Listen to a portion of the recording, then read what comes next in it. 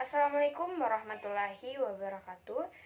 Baik, di video kali ini kami dari kelompok 9 akan mereview jurnal dengan judul jurnalnya yaitu Analisis Dampak Reformasi Pajak 2009 terhadap Kinerja Pajak di Indonesia, khususnya PPN dan PPNBM. Volume dan halaman, volume 1 dan halaman 1 sampai 20. Penulis Lia Martasari dan nama reviewer Muhammad Furkan dan Nur Fadila, kelas 4F, program studi ekonomi syariah, dan tanggal review 22 Mei tahun 2021. Baik, selanjutnya yaitu latar belakang. Pajak merupakan sumber penerimaan utama negara yang banyak digunakan untuk membiayai berbagai keperluan pembangunan, di antaranya untuk membayar gaji pegawai negeri, pembangunan sarana dan prasarana umum seperti jalan raya, jembatan, terminal, fasilitas di bidang kesehatan, dan dana untuk keamanan nasional. Artinya, negara membutuhkan dana yang tidak sedikit untuk membiayai hal itu semua. Jika kita melihat dari rancangan anggaran, pendapatan dan belanja negara tahun 2010 terdapat dua pos penerimaan sebagai sumber dana pemerintah. Penerimaan dalam negeri dan penerimaan luar negeri yang bisa juga disebut sebagai bantuan. Dan jika selalu mengandalkan penerimaan dari luar negeri, yaitu dalam bentuk pinjaman, maka negara harus mengembalikan pinjaman pokok beserta bunganya, yang terkadang melebihi pinjaman pokoknya. Oleh karena itu, negara lebih mengandalkan penerimaan dalam negeri, karena jika mengandalkan penerimaan dari sektor migas saja tidak akan mencukupi. Hal ini disebabkan harganya yang senantiasa berfluktuasi setiap saat. Selanjutnya, tujuan penelitian. Tujuan dari penelitian ini yaitu untuk mengetahui penerimaan pajak setelah adanya reformasi pajak pada Undang-Undang PPN dan PPNBM. Apakah penerimaan tersebut sudah mencapai hasil yang optimal serta mengetahui strategi ditjen pajak guna memaksimalkan penerimaan pajak negara. Dan selanjutnya, metode penelitian.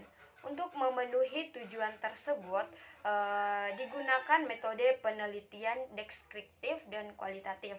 Analisis dalam penulisan ini bersifat kualitatif untuk mengeksplorasi konsekuensi permasalahan yang muncul atas kondisi yang diterangkan dalam topik. Dalam topik pembahasan ini menggunakan studi literatur dan pengumpulan data-data sekunder yang berasal dari berbagai sumber, antara lain Direktorat Jenderal Pajak dan Departemen Keuangan. Baik, selanjutnya yaitu hasil penelitian. Untuk memaksimalkan penerimaan pajak pada tahun sebelum adanya perubahan undang-undang mengenai PPN dan PPNBM, Dirjen Pajak melakukan modernisasi perpajakan, antara lain dilakukan lewat pembentukan kantor dan penerapan sistem modern seperti online payment, ISPT, e-filing dan e-registration hingga sistem informasi DJP. Inti dari modernisasi pajak adalah memberikan pelayanan yang lebih baik kepada masyarakat, sehingga lebih mudah dalam membayarkan pajaknya. Menurut Andi Sulfikar tahun 2012, ada beberapa indikator yang dapat menyatakan suatu reformasi itu berhasil atau tidak. Indikator-indikator tersebut antara lain efektivitas sistem perpajakan, kualitas, komitmen, dan integritas pegawai Ditjen Pajak, dan remunerasi bila dikaitkan dengan reformasi perpajakan.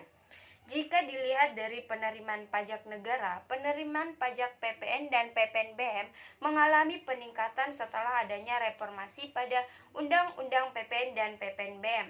Dalam penelitian yang dilakukan oleh Andi Sulfikar tahun 2012, ketika reformasi birokrasi perpajakan pertama kali dirancang melalui pembentukan kantor pajak modern pertama, kantor pelayanan wajib pajak besar jumlah penerimaan pajak yang berhasil dihimpun dalam dihimpun adalah sebesar 210,87 triliun pada tahun 2011.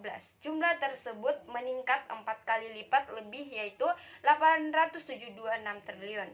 Hal ini menunjukkan bahwa reformasi perpajakan telah memberikan dampak yang luar biasa bagi penerimaan negara di sektor perpajakan. Karena bila memang reformasi birokrasi tidak berjalan dan pegawai Ditjen Pajak pada umumnya adalah koruptor, maka dapat diperkirakan penerimaan pajak yang dihimpun oleh Ditjen Pajak tidak akan sebesar itu. Baik, itu saja review dari saya dan akan dilanjutkan oleh rekan saya, yaitu Muhammad Furqan. Baik, saya akan melanjutkan pemaparan dari rekan saya. Berdasarkan hasil survei integritas sektor publik tahun 2011 yang dilakukan oleh Komisi Pemberantasan Korupsi atau KPK, Ditjen Pajak memperoleh nilai tinggi dalam pelayanan penyelesaian permohonan pengukuhan pengusaha kena pajak. Dari semua variabel yang disurvei, Ditjen Pajak memperoleh nilai total integritas sebesar 7,65, jauh lebih tinggi dari standar minimal integritas yang ditetapkan KPK sebesar 6,0 dan juga jauh lebih tinggi dari nilai rata-rata total integritas dari 15 unit layanan yang disurvei, yaitu 6,4 atau skala 0 sampai 10. Survei KPK kepada Ditjen Pajak berkaitan dengan penilaian inisiatif anti korupsi pada tahun 2010 menunjukkan hasil 9,73 dengan skala 10 untuk kode etik dan 9,82 untuk promosi anti korupsi. Dengan hasil survei oleh pihak eksternal memberikan dalil bahwa upaya Ditjen Pajak dalam reformasi birokrasi perpajakan telah mencapai standar yang diinginkan, bahkan lebih. Terlebih lagi yang mengeluarkan hasil survei adalah lembaga yang diakui perannya dalam pemberantasan korupsi, yaitu KPK. Jika dilihat dari beberapa indikator, pertama yaitu penerimaan pajak dari jenis pajak PPN dan PPNBM.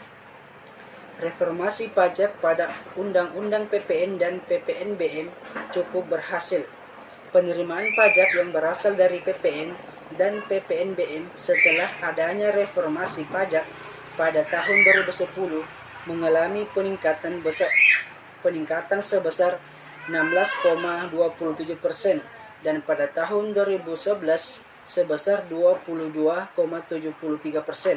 Peningkatan tersebut cukup signifikan, namun belum mencapai target yang direncanakan awal tahun. Tidak tercapainya penerimaan pajak tersebut antara lain berkaitan dengan besarnya pengambilan penerimaan perpajakan yang masing-masing mencapai 26,6 triliun dan 32,26 triliun.